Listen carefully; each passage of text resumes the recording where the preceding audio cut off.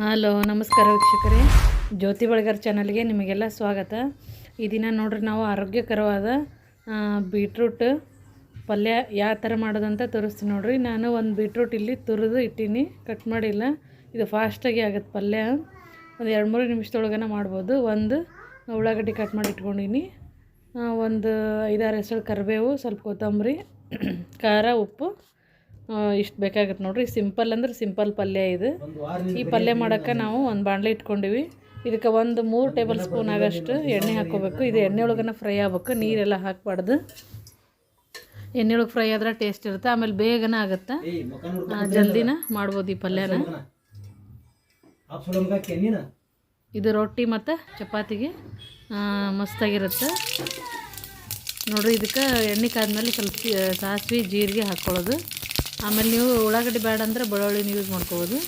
ಒಂದು ಉಳ್ಳಾಗಡ್ಡಿ ಕಟ್ ಮಾಡಿ ನೋಡ್ರಿ, ನಾನು ಅದು ಹಾಕಕತ್ತೀನಿ, ಮತ್ತು ಇದು ಕರಿಬೇವು ಇಷ್ಟು ಹಾಕಿ ಇದನ್ನು ಸ್ವಲ್ಪ ಎಣ್ಣೆ ಒಳಗೆ ಬಾಡಿಸ್ಬೇಕು. ಉಳ್ಳಾಗಡ್ಡಿ ಫ್ರೈ ಆದಮೇಲೆ ನಾವು ಬೀಟ್ರೂಟ್ ಹಾಕ್ಕೋಬೇಕು. ಬೀಟ್ರೂಟನ್ನ ಅಷ್ಟೇ ಅದನ್ನು ಸ್ವಲ್ಪ ಅರಿಶಿನ ಹಾಕ್ಕೊಳ್ಳೋಣ ಈ ಟೈಮ್ನೊಳಗೆ.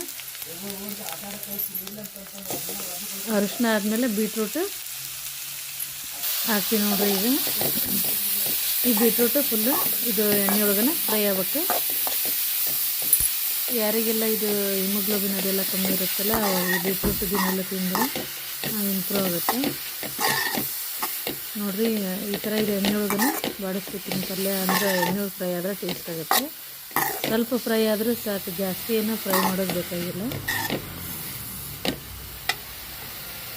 ಟೇಸ್ಟ್ ಆಕೈತಿ.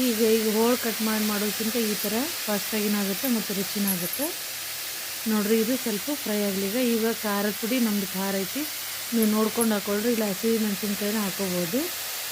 ಖಾರ ಒಂದು ಚಮಚದಷ್ಟು ಹಾಕಕತ್ತೀನಿ ನೋಡಿರಿ ನಾನು.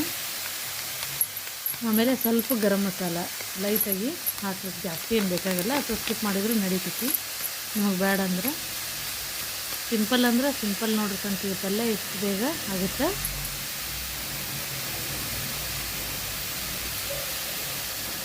ಈಗ ಇನ್ನೊಂದು ಸ್ವಲ್ಪ ಇದನ್ನು ಫ್ರೈ ಮಾಡೋಣ. ಖಾರ ಎಲ್ಲ ಹಾಕಿದ್ಮೇಲೆ ಉಪ್ಪಿನ ಹಾಕಿಲ್ಲ, ಉಪ್ಪು ಈ ಸದ್ದ ಹಾಕಿದ್ರೆ ನೀರು ಬಿಡ್ತೈತಿ. ಇದು ಸ್ವಲ್ಪ ಬೀಟ್ರೂಟ್ ಫ್ರೈ ಆದಮೇಲೆ ಉಪ್ಪು ಹಾಕಬೇಕು. ಉಪ್ಪು ಹಾಕಿಂದ ಜಾಸ್ತಿ ಏನು ಫ್ರೈ ಮಾಡೋದು ಬೇಕಾಗಿಲ್ಲ ನೋಡ್ರಿ. ಈಗ ಇದು ಫ್ರೈ ಆಗೈತಿ, ಈಗ ಸ್ವಲ್ಪ ಉಪ್ಪು ಹಾಕೊಳ್ಳೋಂತೈತಿ, ತಕ್ಕಷ್ಟು ಉಪ್ಪು ಹಾಕೋರಿ. ಆಮೇಲೆ ಸ್ವಲ್ಪ ಕೊತ್ತಂಬರಿ ಸೊಪ್ಪು ಇದು ಹಾಕಿ ಚಲೋತ್ನಾಗೆ ಇನ್ನೊಂದು ಸ್ವಲ್ಪ ಫ್ರೈ ಮಾಡಿದರೆ ಸಾಕು, ಪಲ್ಯ ರೆಡಿ ಆಗುತ್ತೆ. ರೊಟ್ಟಿ ಮತ್ತು ಚಪಾತಿಗೆ ಮಸ್ತ್ ಕಾಂಬಿನೇಷನ್ ಇದು ಪಲ್ಯ. ಕೆಲವ್ರಿಗೆ ಇಷ್ಟ ಆಗಲ್ಲ, ಈ ಥರ ಮಾಡಿ ನೋಡಿರಿ, ಪಲ್ಯ ಇಷ್ಟ ಆಗ್ತೈತಿ. ಇನ್ನು ಯಾರು ನಮ್ಮ ಚಾನಲ್ಗೆ ಸಬ್ಸ್ಕ್ರೈಬ್ ಆಗಿಲ್ಲ, ಸಬ್ಸ್ಕ್ರೈಬ್ ಆಗಿರಿ. ಈ ವಿಡಿಯೋ ಇಷ್ಟ ಆಗಿತ್ತಪ್ಪ ಅಂದರೆ ಲೈಕ್ ಮಾಡಿರಿ, ಶೇರ್ ಮಾಡಿರಿ. Thank you.